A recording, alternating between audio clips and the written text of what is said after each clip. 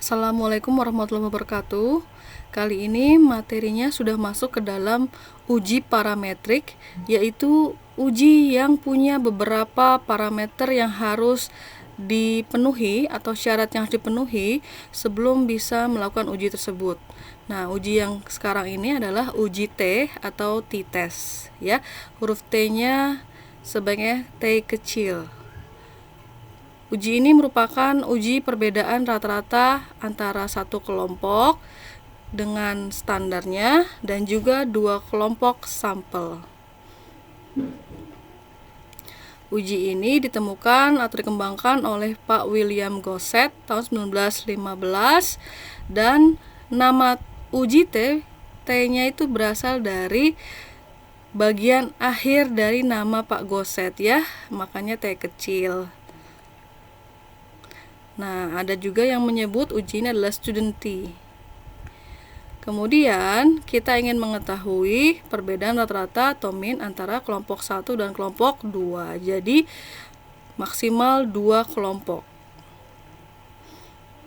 Apakah dua data tersebut adalah kelompok yang dependen atau independen? Itu akan mempengaruhi jalannya dari uji T. Nah, di sini ada dua jenis kelompok data. Yang pertama adalah independen jika kelompok data yang satu tidak tergantung dengan kelompok data yang lainnya, ya. Misalkan di sini kita membandingkan antara rata-rata tekanan darah sistolik orang desa dengan orang kota. Independen, kenapa? Karena yang di desa dan di kota tinggalnya masing-masing.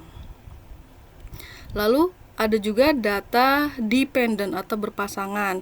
Jika kelompok yang dibandingkan mempunyai ketergantungan satu sama lain. Contoh, data berat badan sebelum dan sesudah mengikuti program diet, di mana data berat badan sesudah tentunya akan mengikuti data berat badan sebelum dari program diet. Ya, diharapkan sih biasanya setelah program diet berat badannya akan turun.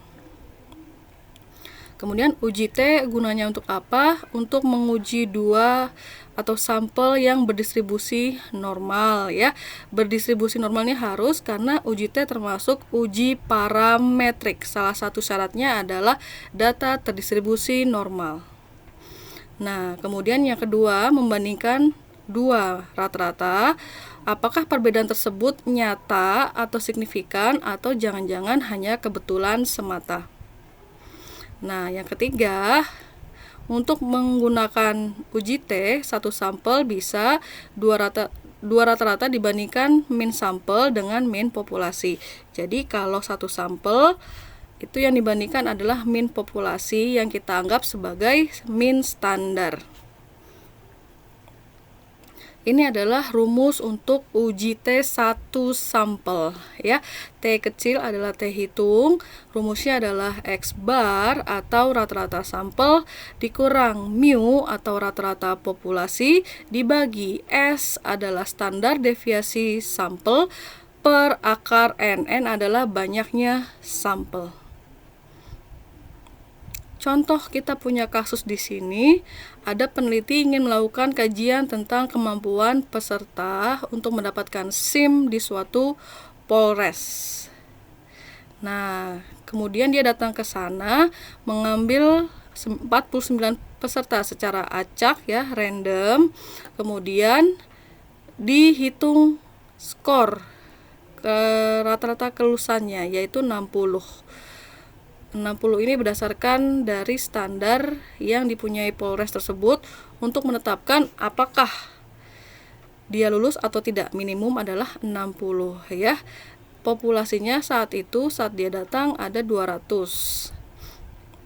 Kemudian dari 49 orang tersebut diambillah rata-rata skor ujian. Ternyata 55. Ya, tentu saja rata-rata 55 ini di bawah 60, tapi kita lihat perbedaannya itu signifikan atau tidak. Standar deviasi dari sampel yang kita punya adalah 15. Nah, kita bikin dulu yang namanya hipotesis atau pernyataan penelitian. Berdasarkan nilai rata-rata kan sudah dapat tadi 55, peneliti beranggapan bahwa semua peserta ujian kelihatannya mempunyai kemampuan dalam menyelesaikan soal di bawah standar, ya. Kenapa? Karena tadi 55, padahal passing grade-nya itu adalah 60. Oke. Kemudian diuji dengan uji satu sisi. Kenapa? Karena tadi ada kata-kata di bawah standar. Nah, itu kan berarti ada tanda kurang dari, ya, seperti itu. Alfa 0,05 default dalam SPSS, dan kita buat hipotesisnya menggunakan simbol dan juga nomor. H0 adalah mu, ya, rata-rata populasi lebih dari atau sama dengan 60, sedangkan H1 mu kurang dari 60. Inilah hipotesis penelitian.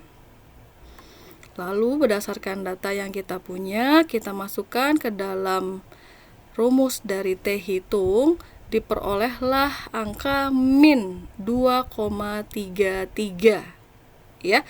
Nah, ini harus dibandingkan juga dengan T tabel. Seperti apa T tabelnya? Ternyata seperti ini adalah T tabelnya. Bagaimana menemukan nilai kritis? Kita lihat, pertama kita butuh yang namanya derajat bebas atau DF, singkatan dari degree of freedom. Di sini rumusnya adalah N-1, berarti 49 dikurang 1 sama dengan 48. Kita peroleh DF dan juga alfa. Alfa tadi kita punya 0,05. Oke. Nah, di sini kita lihat, mohon maaf agak kecil ya. Nih, 0,05 ke bawah. Dan juga DF-nya 48, yaitu 1,677. Lalu kita bandingkan antara T hitung dengan T tabel. Karena uji satu sisi dan juga kita peroleh T hitungnya minus, maka juga harus dibandingkan dengan sisi yang minus, berarti sebelah kiri. Jadi walaupun tadi dapatnya 1,677-nya positif, dikarenakan T hitungnya adalah negatif, maka perbandingannya juga dengan yang negatif. Ternyata apa? Min 2,33 berada di daerah penolakan H0. Jadi kita harus menolak H0, ya, untuk keputusannya. Sehingga kesimpulannya, pada tingkat kepercayaan 95% dapat dipercaya bahwa berdasarkan rata-rata semua peserta ujian hari itu secara signifikan mempunyai kemampuan di bawah standar kelulusan. Ya, seperti itu untuk contoh dari one sample t-test.